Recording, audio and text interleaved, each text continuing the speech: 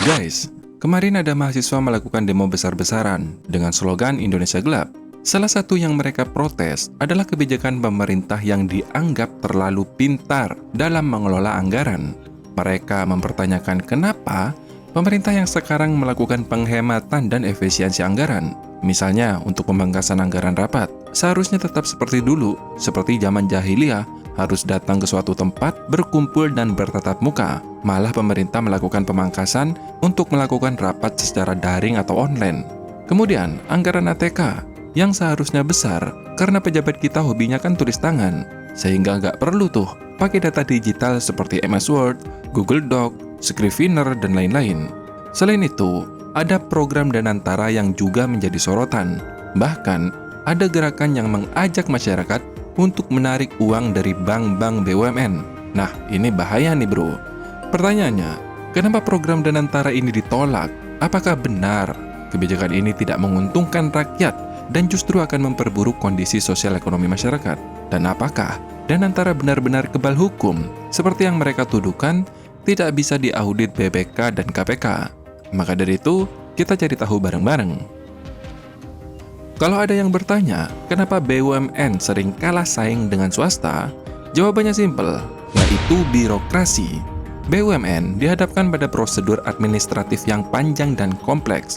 Setidaknya, mereka harus mendapatkan persetujuan dari 8 lembaga dan birokrat, mulai dari Dewan Direksi, Dewan Komisaris, Kementerian BUMN, Kementerian Teknis terkait, DPR, BPK, Komite Internal, hingga pemegang saham publik jika perusahaan itu TBK.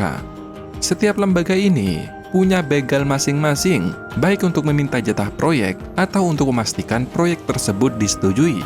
Makanya jangan heran kalau BUMN kalah gesit dibandingkan perusahaan swasta. Contohnya saja, BNI sebagai bank BUMN yang sudah go internasional, sekaligus didukung oleh pemerintah secara langsung, digunakan seperti penyaluran gaji ASN, serta jasa pembiayaan lainnya, ternyata masih kalah nilai asetnya dibandingkan BCA, yang notabene merupakan bank swasta. Nah, disinilah alasan dibentuknya Danantara untuk mengoptimalkan pengelolaan aset negara dan meningkatkan efisiensi BUMN dengan mengkonsolidasikan aset-aset BUMN yang nilainya mencapai ribuan triliun rupiah.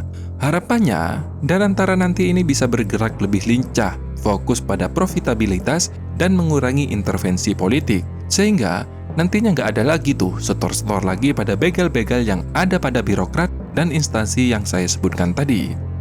Selain itu, Danantara diharapkan menjadi sovereign wealth fund seperti Temasek yang ada di Singapura. Sebagai gambarannya, Temasek pada tahun 2023 telah berhasil mendapatkan dividen sebesar 288 miliar US dollar atau sekitar 4.600 triliun rupiah. Jika Danantara bisa menghasilkan laba sekitar 10% saja per tahun, maka ada sekitar 1.400 triliun rupiah bisa masuk ke kantong negara kita.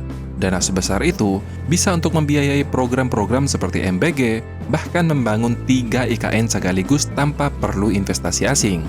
Tapi masalahnya sekarang, yaitu kepercayaan publik. Masyarakat belum sepenuhnya percaya pada lembaga ini. Bahkan viral ajakan untuk menarik dana dari bank-bank BUMN yang dikelola oleh Danantara. Jika masyarakatnya sendiri tidak percaya, lalu bagaimana dengan investor asing? Tentu, ini bisa mempersulit Danantara untuk mencari partner internasional nanti. Alasan utamanya, publik masih belum percaya pada Danantara, yaitu karena banyak yang menganggap Danantara kebal hukum dan tidak bisa diaudit oleh BPK bahkan KPK. Lantas, apakah benar Danantara kebal hukum dan gak bisa diaudit? Atau jangan-jangan cuma penggiringan opini oleh orang-orang yang tidak tahu tujuan Danantara dibentuk? Nah, disinilah kita akan dalami bersama.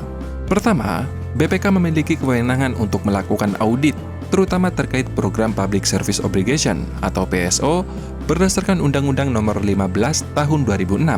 Di situ pasal 6 dan 7 mengatur tugas dan wewenang BPK, termasuk melakukan audit terhadap pengelolaan dan tanggung jawab keuangan negara, termasuklah BUMN seperti Danantara ini, bro. Kemudian, Undang-Undang Nomor 30 Tahun 2002 tentang Komisi Pemberantasan Tindak Pidana Korupsi yaitu wewenang KPK untuk melakukan penyelidikan, penyidikan, dan penuntutan terhadap tindak pidana korupsi yang merugikan keuangan negara atau perekonomian negara, termasuklah yang melibatkan BUMN seperti Danantara. Nah, untuk Undang-Undang BUMN yang baru, nomor 1 tahun 2025, BPK dan KPK untuk melakukan audit dan penyelidikan jika terdapat tindakan kriminal atau aktivitas yang merugikan negara, harus mendapatkan izin dari DPR. Kenapa harus mendapatkan izin dari DPR? Ini sesuai dengan visi misi Danantara dibentuk sebagai software equal fund yang ingin bebas dari intervensi politik. Karena kita semua tahu, lembaga seperti KPK, BPK, bahkan kepolisian sering dijadikan alat politik bro di negeri kita ini.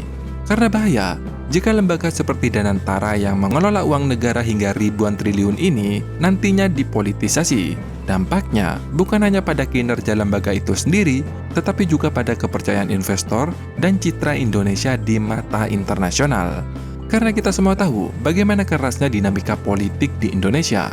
Kadang dalam persaingan politik, kepentingan nasional pun bisa terabaikan. Nama baik seperti Danantara pun bisa jadi sasaran.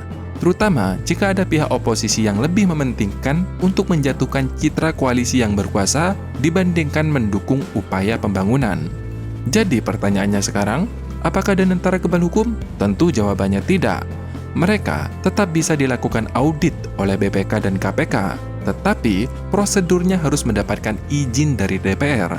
Sehingga kalau memang ada tindakan yang merugikan negara dengan sengaja, dapat diproses dengan transparansi dan akuntabilitas. Apalagi rapat DPR sekarang bisa disimak melalui YouTube. Jadi kurang transparan apalagi coba. Nah, kalau ada yang nanya nih, haruskah KPK dan BPK minta izin ke DPR untuk memeriksa Danantara? Jujur, saya pribadi setuju. Mekanisme seperti ini memastikan bahwa pemeriksaan dilakukan dengan bukti-bukti yang kuat, bukan hanya sekedar tendensi politik semata. Dengan begitu, kita bisa menjaga reputasi Danantara sebagai lembaga keuangan terbesar yang dimiliki oleh Indonesia, sekaligus melindungi kredibilitas di tingkat nasional dan internasional. Salah satu bukti nyata bahwa Danantara adalah lembaga yang transparan adalah kesediaan Uni Emirat Arab untuk berinvestasi sebesar 10 miliar US dollar atau sekitar 163 triliun rupiah. Bayangkan, baru sehari diresmikan, Danantara sudah mampu menarik investasi hingga ratusan triliun. Apalagi umurnya nanti hingga 1 tahun.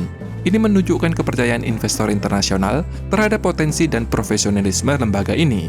Dan kalau masih ada yang meragukan Danantara, kemudian membandingkan dengan Temasek atau Hazanah dengan alasan SDM, jangan buru-buru nyinyir.